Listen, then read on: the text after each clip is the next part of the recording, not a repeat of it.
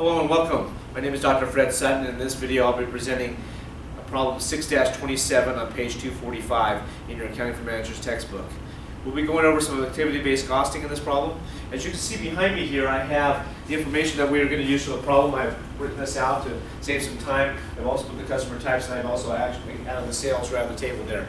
I'm going to go ahead and read through the problem. You may turn your books to page 245 and then follow along with me as we read the problem here. So customer profitability analysis, originally activity-based costing. Kronecker Company, a growing mail order clothing and accessory company, is concerned about its growing MSDA expenses. It has therefore examined its customer ordering patterns for the past year and identified 4 different types of customers, as they are illustrated in the table below. Please take a look at that table down there. Orders are taken by mail or over the phone. Kronecker maintains a toll-free number for customers to use when placing orders over the phone. Kronecker prides itself on its personal attention. It provides shoppers who order over the phone. All purchases are paid for by check or credit card. They have a very generous return policy if customers are not satisfied with the merchandise that they receive. Customers must pay return shipping charges, but their purchase price is fully refunded. So take a look at that table there. As you can see, I've already put the initial sales up here. I will then put we're going to take away the returns. It will, as we move through the problem. So on page 246, if you want to turn to that side page, you can take a look at that. So on 246, prices are set so that the cost of goods sold is on average of 75%. So we have 75% is here as our cost of goods sold. We'll take a look at that in just a few moments. Customers pay actual shipping charges, but extra processing is required for overnight delivery. So we'll take a look at that here.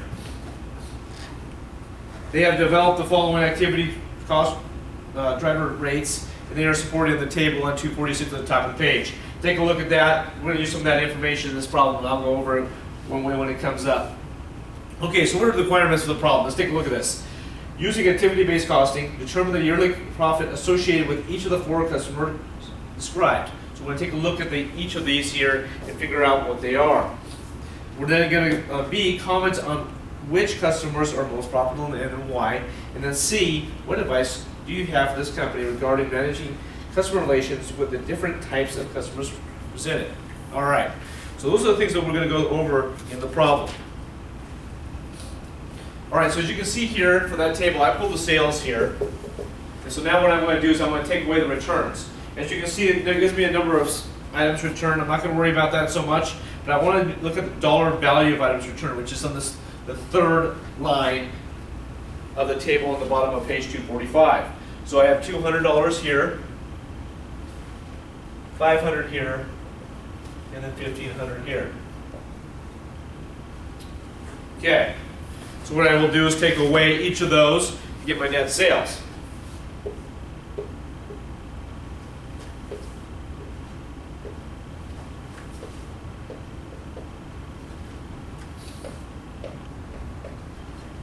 All right, so now we have our net sales here. All right, so now what I want to do is then the cost of goods sold of that, we'll take 75% of each of these to get my cost of goods sold. So here I would have 750. This one would be 600. This one would be 1,500. And then lastly, what we'll have is the 1125 for the last one.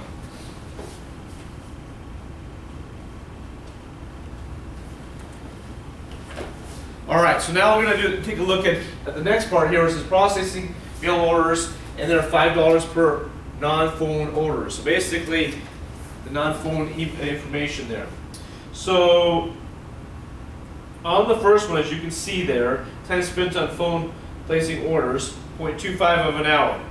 So what we're going to do there, excuse me, I'm going to slide up to the other part of that.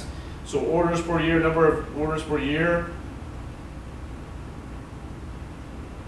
So we have 1, and then number of orders are 1 for phone, so therefore we don't have any mail orders. We'll get down to this one in just a moment and do the phone here. So on the next one, then it says on customer type 2, we have 6. So we have 6 orders per year and 0 are by phone, so that means all of them are done electronically. And so we'll take the 6 times the 5 here, which gives us 30. The next one then, again, we have 4 on customer type 3 orders per year. Multiply that times the 5, which will give us 20. And then lastly here we have 12 orders per year, and then 12 are done by phone. So all of them are done by phone, so we're not going to worry about that. So we have 0 then. All right, so let's do the processing orders by phone. So we mentioned that we get 1 number of phone orders per year, and they spent 0.25 hours time on that. So 0.25, I'm going to multiply 0.25 times this. That gives me 20 for that customer type. And then, if you remember correctly from this here, all of these were done by electronic. For both of these here. So I'm going to have 0 here and 0 here. We had no phone orders on either one of those. And then lastly, we have on customer type 4, we had 12 orders that year, and 1 hour was spent on those. So with 1 hour, we'll have $80. So it'll be 1 times the 80, which will give us 80. All right, now as we're taking a look at this here, we're going to process the returns. So let's take a look at the number of returns that we've had here. So on this, on these problems here, you can take a look at the return items. So on the second line, number of items returned, we can take a look at this. It shows a 0 for customer type 1. So therefore, well, we have 0 that we're going to put in there. Didn't have any returned. The second portion here, we had 4 returned items. And so since we had 4 returned items in customer type 2, we'll multiply the 4 times the 5 that we have here, and that gives us 20. Okay, as we're moving through this problem here, we're going to put all this together at the end. So now let's take a look at the next one here. We have the customer type 3. So we have customer type 3. We have 2 of those. So with 2 of those, we're going to multiply it times 10. Or excuse me, 5, you give us 10, I'm sorry. And then lastly, let's take a look at the last one. We have 24 returned items. So we can see this customer type 4 likes to return lots of items. So we're going to take that 24 and multiply that times 5. As we do that, that should give us 120. All right. So now we've done the cost of goods sold, the processing of the electronic orders, the processing of the phone orders, the returns. Now let's take a look at the overnight delivery requests and how much they cost. As you can see, they cost us $4 per. So let's look here on the table at the bottom of page 245 and figure out how many of each of those we have. So on the first one, we have 1. So that'll be $4. The second one, it shows a 0 there.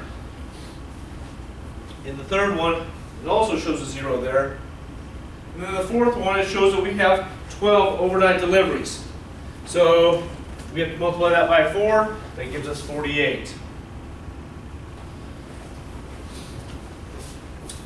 All right, so we have all of those completed. Now let's look at maintaining customer relations. Now if you look at the table on page 246, at the bottom of it, it says maintain customer relations. So the time spent basically in catalogs and responding to customer complaints and comments and complaints. We are going to put that over each of those. So it'll be $50 for each of those that we have. So I'll add those in.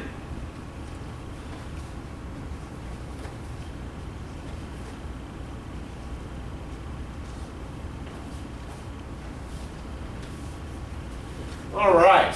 So let's figure out our profit. So you want to basically take the 1,000 net sales minus the 750 minus the 20 minus the 4 minus the 50 here. So as you're figuring out all of that, that'll give you your profit. So if I have the 750, that gives me 800, and so that 820, it's basically 824. It looks like is my expenses there. So my profit would be 176. Take a look at this one here. So I have 600, 630, 650, and then 700. So 700 minus the 800 gives me 100 as my profits. All right, so let's take a look at this one here. I have 1500, so it's 1520, 1530, 1580. 1580 minus 2000 will give me 420. All right, so lastly here, let's put this all together.